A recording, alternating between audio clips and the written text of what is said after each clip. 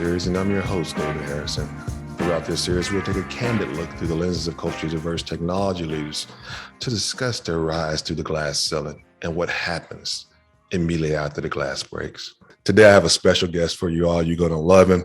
Spencer Herman. He's the Chief Executive Officer of Software Built by Design. Spence, my friend, welcome to the ride. Thank you. Glad to be here. So throughout our conversation today, what I want to do is make sure we take the audience on the journey of your life. We're going to get them to understand what you've gone through, some trials and tribulation and triumphs that you've experienced throughout your professional career. Understanding that glass ceiling is a metaphor for many things that we go through during our lifetime, and we have to break through that to get to the next level. We liken this to, the rose in the concrete, right? How did you come through the levels you came through in order to achieve the achievements that you have in your life? So with that, Spence, tell us where you grew up. I grew up outside of Philadelphia in Pennsylvania a very long time ago.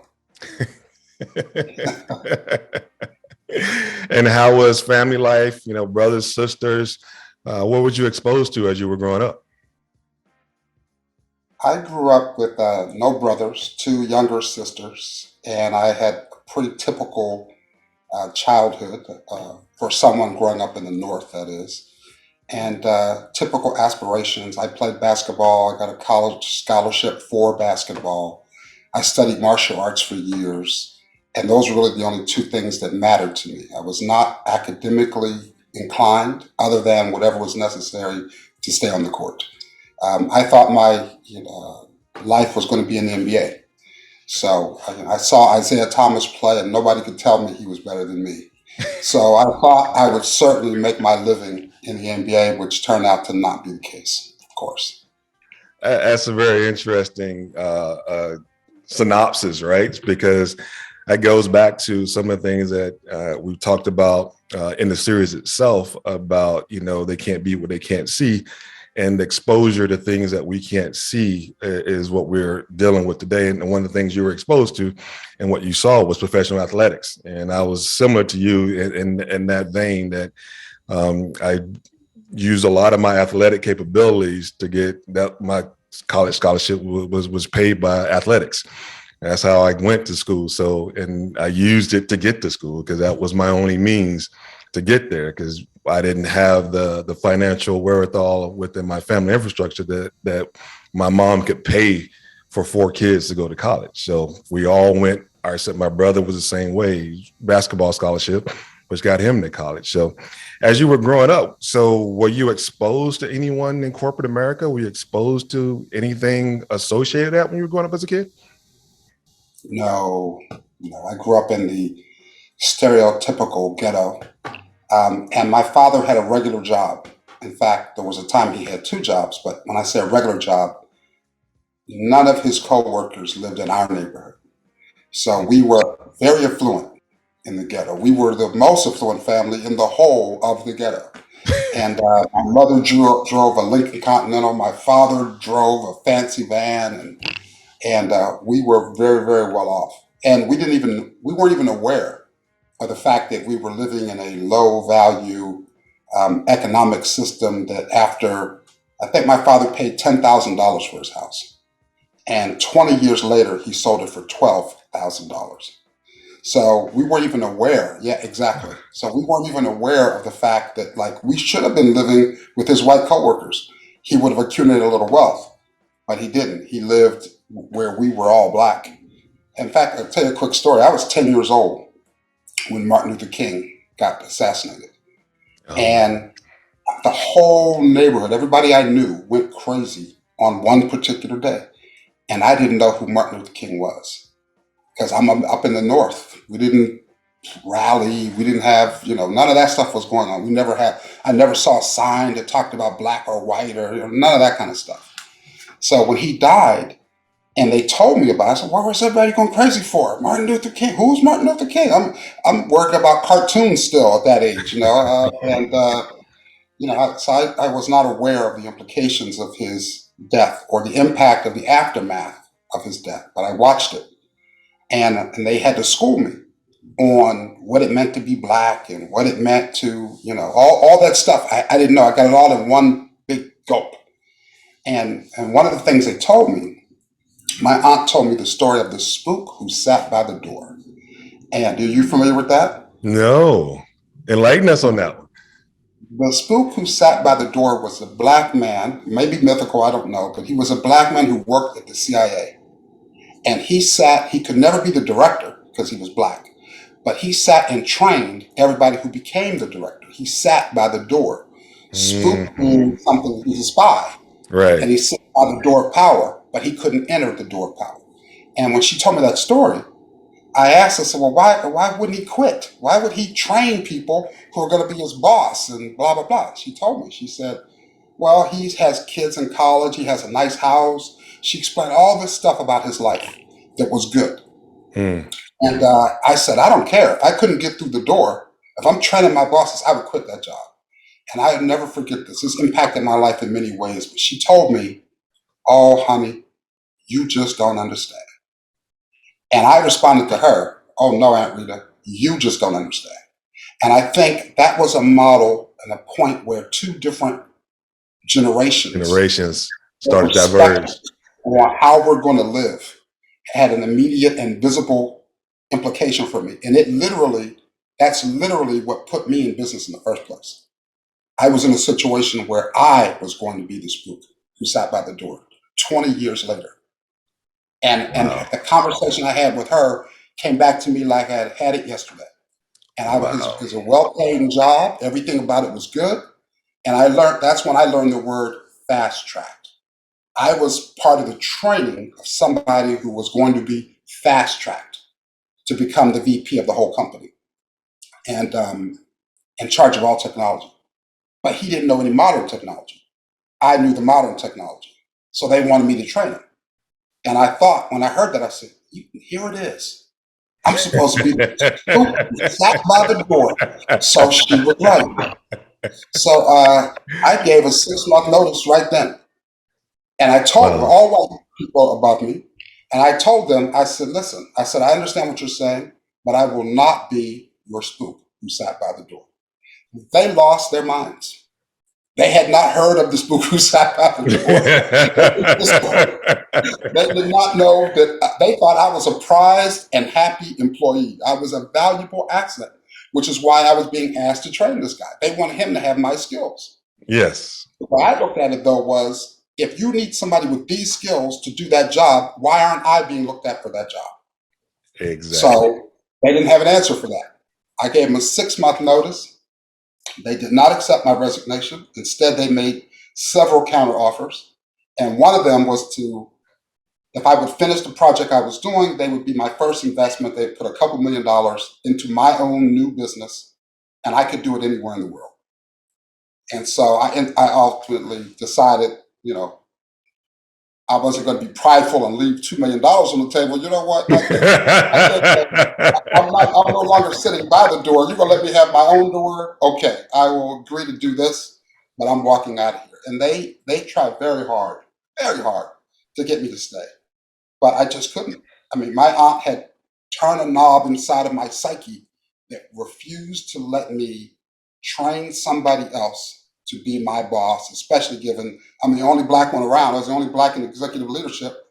I was a director already, but I wasn't being considered for vice president. And the reason they gave me of why I wasn't being considered, they said, you love solving problems. You love working on the whiteboard. You're so good at what you do. Hmm. You don't want to Yes. be management like this. You don't want to worry about budgets, and you don't want to worry about staffing Exactly. levels and blah blah blah. All the stuff they knew about me without ever talking to me. And I Exactly. told them, I said, you know what? If you had asked me, I might have said I'm not interested. But the fact you didn't ask me, and you presumed I was going to train somebody who would make decisions that affect my life, and I'm going to train them, I said that was a miscalculation and an overreach. That's So that's that's a interesting. big part.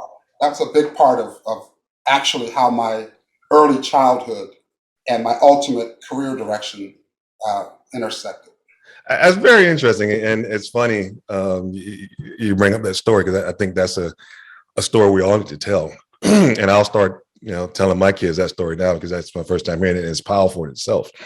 And the fact that it came from your aunt, it took me back to one of the stories when I was a kid. And my aunt, who's since passed, loved telling the story in any family event that we have, right? So I was around 5 years old, and my aunt came in and, asked us to clean up her house. So we all, me and my sisters, we, worked and picked up, cleaned up what we considered cleaning up. At the time, at the end of the job, she gave my oldest sister $1, my second oldest sister $1, and gave me a quarter. And I immediately challenged the fact that, like, why did I get a quarter? She said, well, because you're younger and your needs are not as much as theirs, they're going to be able to go and do more things with $1 than what you need to do with a quarter. I'm like, that doesn't make sense. I don't care about the age. I did the exact same work they did. I should be compensated the same way they were compensated. And my aunt and gave me a nickname from that point on, which stuck with me for most of my childhood. And it was Big Timer. It's like, that's Big Timer right there. Big Timer is not going to let you not give him his just due. And it circles back to what you just expressed. Like, I'm not going to allow you not to give me my just due, which is one thing that that divergence, if you will, of the old ways of thought go along to get along because they can take it from you, to the new ways of thought. I've worked to get here. There's a deserved factor to what I've done, and I will not be taken in light of or taken light to someone else who hasn't put in the work that I put in. So let's rewind a little bit. Let's talk about, you're going off to school and you're playing basketball, you're on a scholarship. At what point in time during that process did you even think that a corporate job would be something that you wanted to do? Like myself, I had never been exposed to the corporate world, didn't even know it existed because no one in my neighborhood was a corporate person, where I grew up. So at what point in time during that experience that you thought that this could be something you wanted to do? Well, actually, I went to a school that had 17 blacks in the whole university. Wow.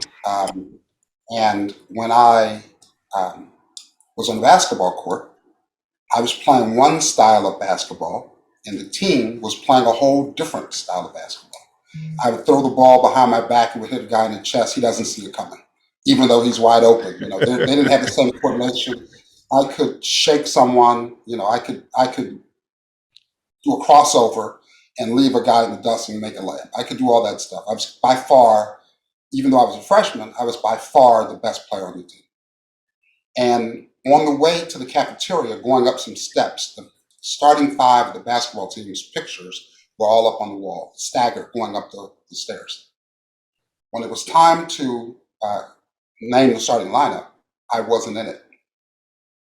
I was not the starting point guard because the starting point guard was a senior and I was a freshman. And I was told, you're going to clearly barely score. You're clearly going to play the most minutes. You'll close out every game. But this guy's been here for these years, and we're going to let him be the starter. And again, the starters are called out. The other Right. players are not.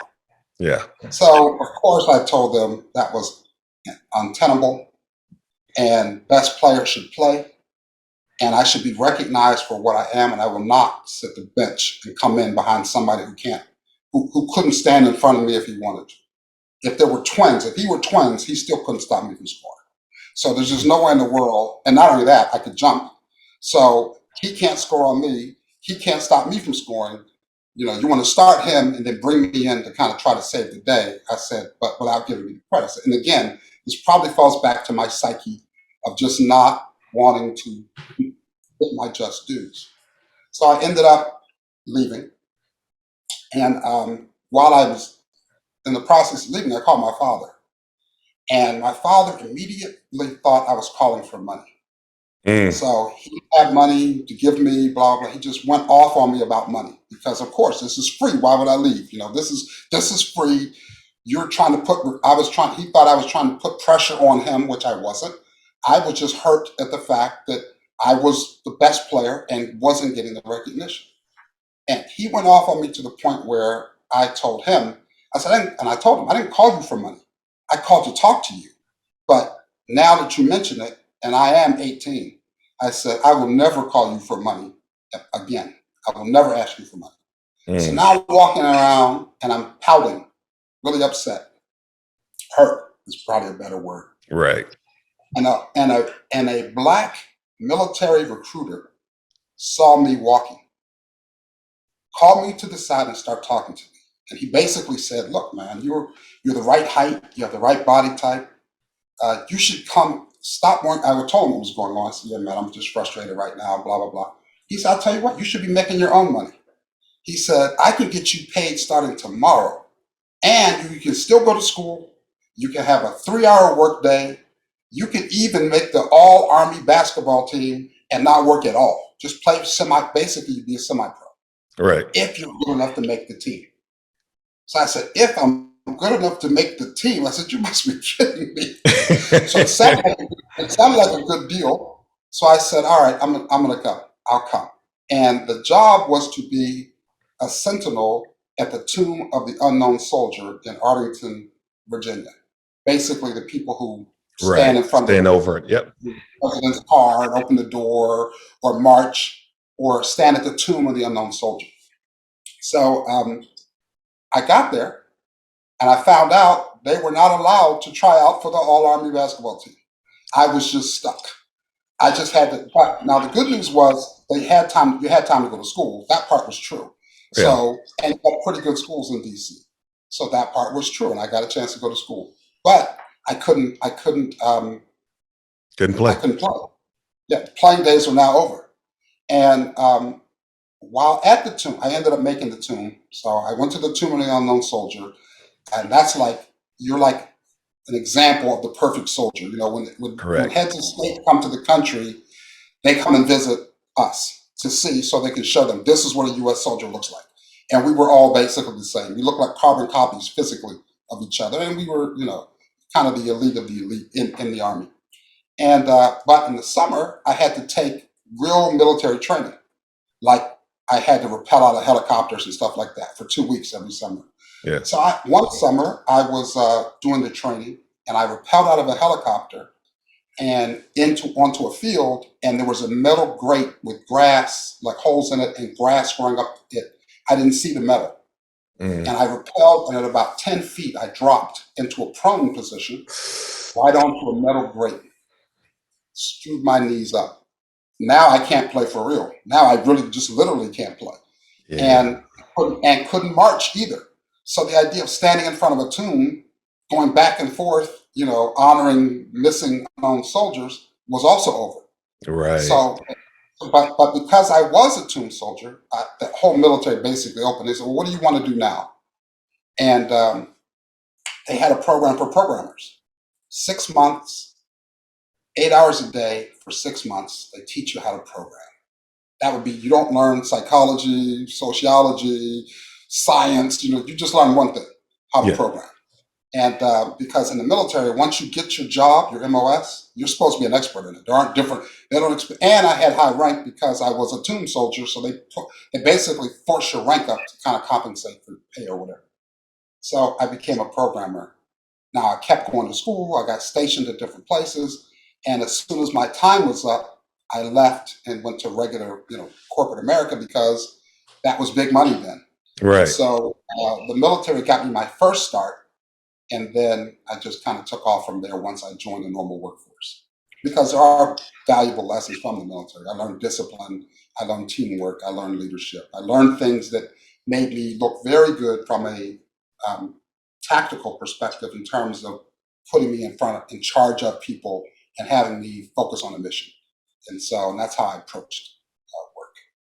That is absolutely impressive, my friend. I did not know that. That is one of the stories that, again, we tend to see the top of the iceberg, right?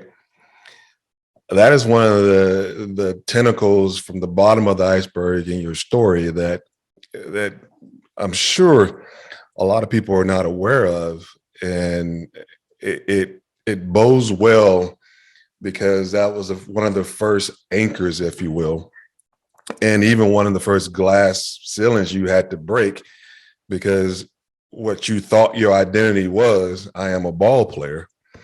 And because I'm a ball player, I should be playing ball.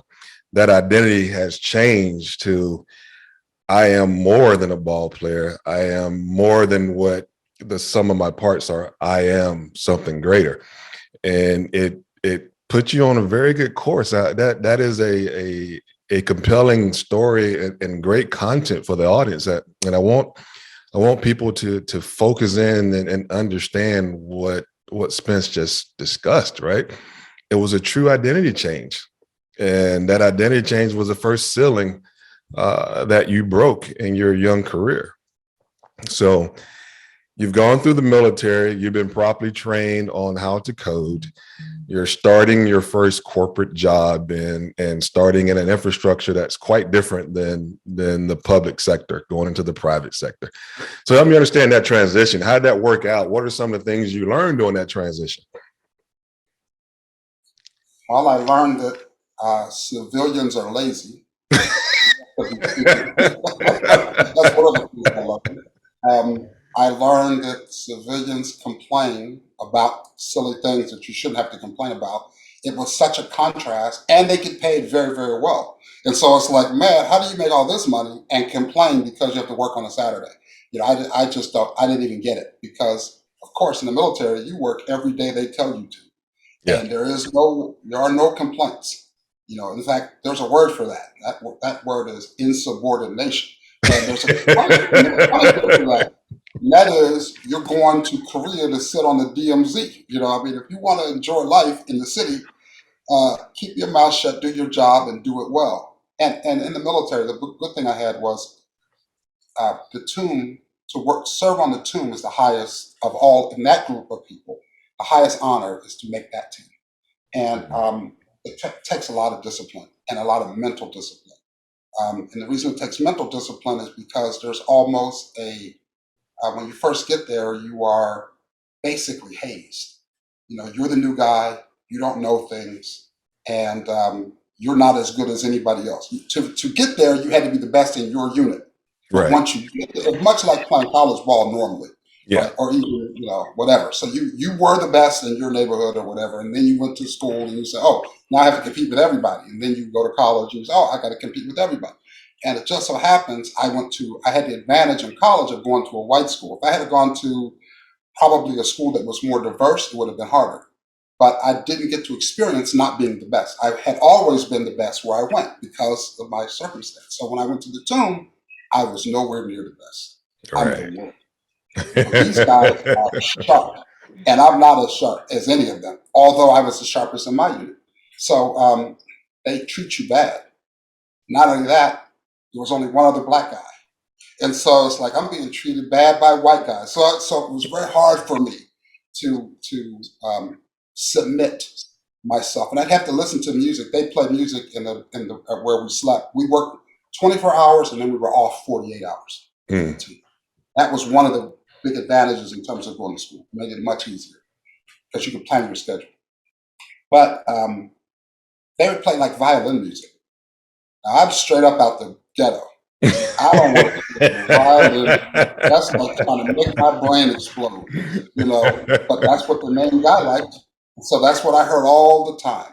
And so it was humbling to submit myself to that and to stick with that until, of course, I got transferred out to become a programmer. But it did teach me a lot about self control, Hmm. controlling my emotions. Now, luckily for me, too, when I was going to school, I wasn't going to school to be a programmer. I was going to school as a psychology major. And so I Ah, was taking my favorite courses were like logic and philosophy and psychology. So my mind was used to thinking about hard problems and considering other people's points of view. But again, I had two currents running through me, so it was a bit of a challenge. Interesting. I love the verbiage you used around that civilians are lazy, right? and and my stepfather, who I grew up with later in my life, he's a military guy, and my mom was a staunch believer of that every day you worked at something, right? No matter what it was, you worked at something. And because you have to outwork the next person, the person next to you, in order to move forward. There is no even plane. The plane is whoever works hardest is supposed to win the game, right? And there's always going to Where be did you winners and grow up? losers. Huh? Where did you grow up? In Georgia. And Wow. yeah, and good old Southeast, right? So again, the parallels that I grew up with was a little bit different than the parallels you grew up with, because I grew up in that environment that you talked about as a 10-year-old that you didn't know existed. And I knew it existed when I grew up. And I knew that the challenges that was associated with that environment for me and what do I have to do in order to move forward. So let's drive back to now you're in corporate, you're driving, you're moving up the corporate ladder. Let's go back to what we started originally with the story you told. Now you're at this mid-level executive as a director. So what was that like? And then we'll pick up the story where you left, when you actually left the company. So walk us through some of the dynamics there between your counterparts, your peers. And then I'd like to understand from a family unit perspective, uh, when you left corporate America to start your own, what was that like, and what was the results or the kickback that you got from peers and family members when you made that move? Okay. Um, well, one of the things that I learned from my aunt was very influential in my life. And she told me I could never be equal to a white person and succeed. If I weren't better, I was not equal. Mm, So I had to work harder in order to make up for the mere fact that there's real racism, there's real prejudice that I'm going to hit. There's a headwind I'm going to hit. And only by outworking am I going to be able to survive that headwind. So even when I left the military, I still worked very, very hard because it was so easy anyway. You know, in terms of they asked for so little, if I put in enough work, I could really exceed their expectations because nobody's working that hard. And so I used that, and that did allow me to climb into mid management. Um, and so that was, the real advantage there. Once the company I went to I went to a couple of companies first, and then I eventually got hired at a company called Need Data Central. It since has the name LexisNexis, right. but I worked in the search engine group. And so I became the director of architecture and systems innovation for a company that effectively started the internet in terms of online research. There was no Google. In fact, part of what I had to do in my earlier career there was modify the X25 protocol to be able to handle multiple streams of multiple lines and threads off of a regular telephone line. So I had to modify the protocol.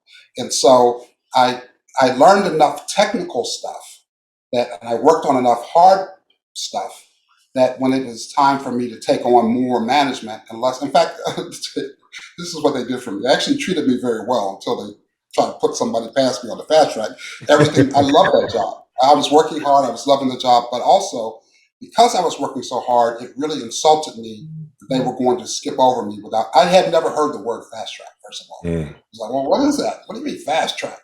And then you find out that there is a fast track and you're not on it. And as a person as competitive as I am, who's used to being on top all the time, it's like there's a first string and I'm not on the first string. You know what is this? How can this be? So of course you know that I ultimately decided to leave because of that. Because I did go into business for myself, but before that, when I got trained to become a programmer back in the military, I was stationed in Panama, in a place called Coruscant, which is a small base outside of Panama City, Panama. and I supported a scientific group writing software to help experiment on soldiers, basically, and analytics so that we could understand the effect of the heat and food deprivation and sleep deprivation and all that stuff on the military soldiers. So Right. we could understand how to fight in the jungle. This is not long after Vietnam, in fact. Like this is still not early, but this is still uh, late 70s.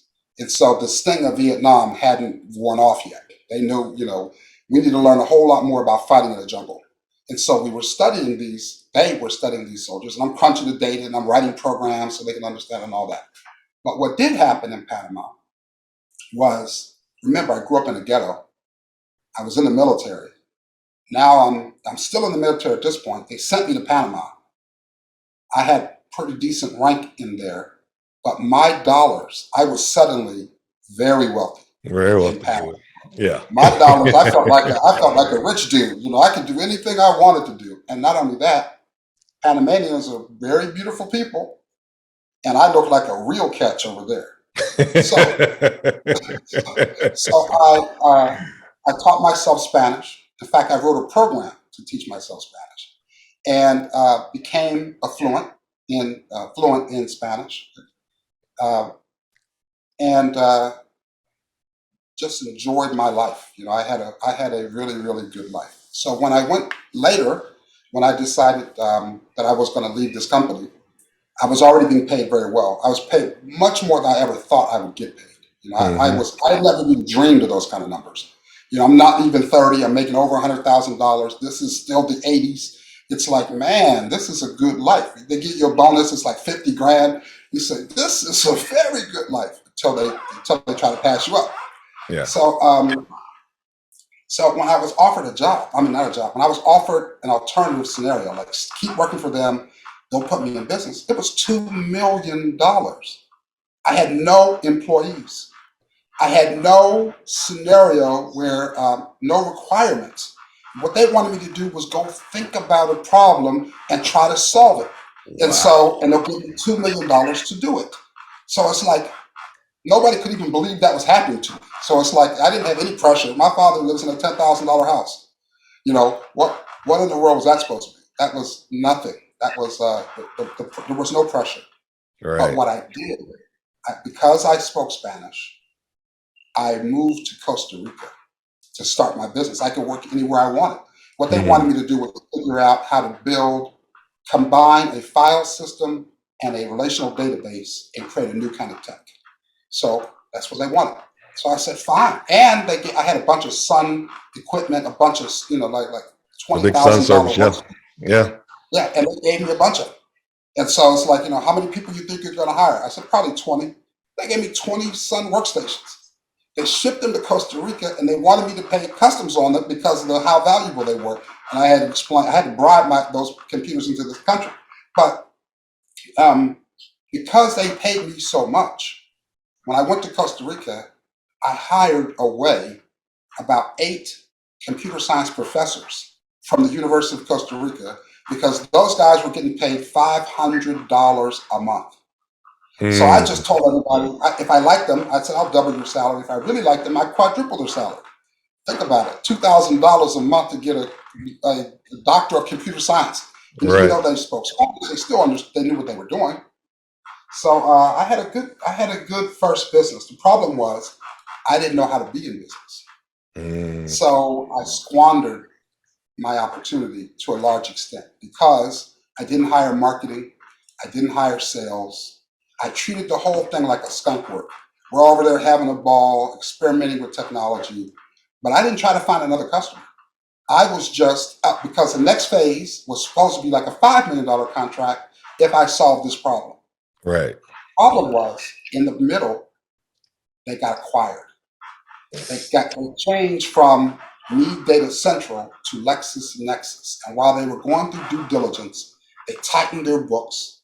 They stopped all the skunk work type activity, the R&D, the real research and development, which I was a part of that. Hmm. And so I ultimately stayed over there even well after the contract was over, living my life like I'm some kind of millionaire over there.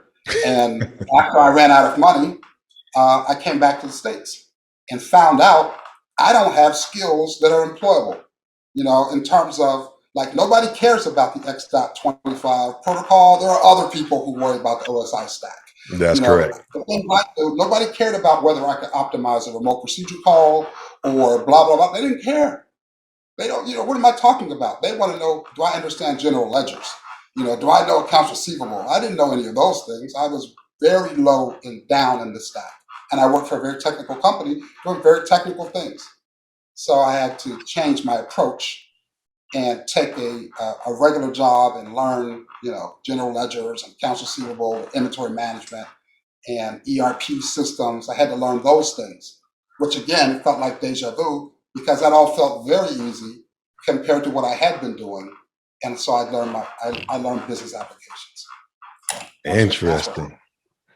Very interesting. Yeah, that's one of the things I've said before through the series is that I always liken the term to the cockpit of a plane, right? So, and just because you sit in first class don't mean you can fly the plane, right? No matter what your proximity No matter what your proximity is to the cockpit doesn't mean you can fly the plane. So when you get exposed to all the buttons and switches and knobs, it becomes a bit overwhelming to understand, okay, what am I supposed to do in this environment? What are the basic trainings, if you will, that I should have acquired that I didn't acquire?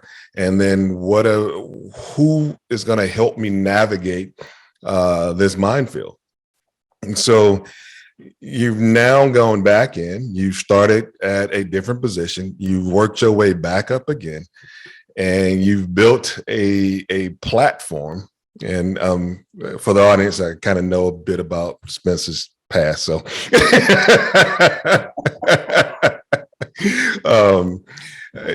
you built a platform, and then that platform was acquired by a very big company. Can you take us through what that was like? Sure. After I built a couple of systems, ERP, implemented that around the world and all that, then I had to go get a job again. I got hired by a company out of Vegas and brought all my ex-employees, people who had worked for me, to Vegas, and we were building a facilities management solution. And but it was to help build casinos very efficiently. But the owner of my company, in fact, owned a casino. And so I had built like 70% of the hotel rooms. He had built he owned the Rio. He had built all Wynn's properties, Steve Wynn in Vegas, were built by this guy. He built Caesar's Palace. He built the Forums. He built all that stuff. He was a builder. He gave his son $40 million and said, go start a software company. Because there was a company called Purchase Pro out of Vegas the guy had made a bunch of money in a software company. So I guess these rich guys just said, well, he made money in software. His son knew nothing about software. He said, here's $40 million, go make some money in software. So I happened to be the first technical hire and built my team. Money was no expense. They just wanted the solution. So we built the solution for facilities management. When it was time to sell it, nobody in Vegas wanted to buy it because it had supply chain in it, and it had RFPs in it, and it had a lot of the functions relative to your schedule and all of that. He forgot that everybody else in Vegas who could have bought his product was an actual physical competitor in bidding for the same jobs. Right. So even though he said, this is my son's business, I'll never look at your bids and never look at your pricing, I'll never look at your customers, nobody believed him because Vegas being such a trusting place, they basically said, you might as well forget that. We're never going to give you our data. So we went to a place called Peregrine in San Diego to try to join our software with their market, and we were going to do XYZ. Well, Peregrine offered to sell themselves to our company. And it was facilities management. It wasn't construction, but it was management. So we bought it. The guy bought it literally in that one meeting. He made a decision, made a phone call, wrote a check, pulled out a real physical check, filled it in, and bought a company. These people happen to be billionaires anyway. So it's like, okay. The problem was we bought a company. We got their programmers. We got their sales force. We got their whole thing. Yeah. What we didn't know was the company was dying on the vine. And they had already been warned by their customers. Supposedly, we had a $20 million recurring revenue stream on maintenance alone. And we bought the company literally for $5 million cash. So it was a no brainer for him. But he did no due diligence. He just heard what they Mm. said, wrote the check, and that was it. So when we got the employees, he called all the employees to Vegas. They treat everybody like a big wheel, like a high roller. And so we found the truth out from the employees. They said, well, we already got warnings from almost all our customers. They're not renewing with us. They're all going to somebody new. Because at the time, this is 2000, and they had Power Builder code, fat Mm. client, Fat colorful clients. UI, and they wanted a modern Windows-based, they wanted something completely different. They wanted what was the hot thing. And this company hadn't invested anything in being hot. So they came to me and they said, okay, we need you to convert their system, which we didn't know anything about facilities management or anything else, but I had a great staff. Half my staff was either from IIT or MIT. And those that weren't from there were from Caltech. So we were a very technical group because I happen to like working with technical people. So, and I had no constraint. I could pay anybody anything. And so I had the best I could buy and find. Right. So when he told me I had to convert it, I said, okay, give me a year and a half and, I'll do blah, blah, blah, blah, blah, blah. He said, you don't have a year and a half. I said, how much time do I have? He said, 3 months. Three Whoa. months to convert a complete corporate system into what these guys wanted. I said, well, it's not possible. I said, you can't. I said, that's barely enough time to test it. I said, there's no way this can happen. So he Wow. said, well, if it doesn't happen, if you can't do it, I might as well close the shop right now, close the doors and send everybody home.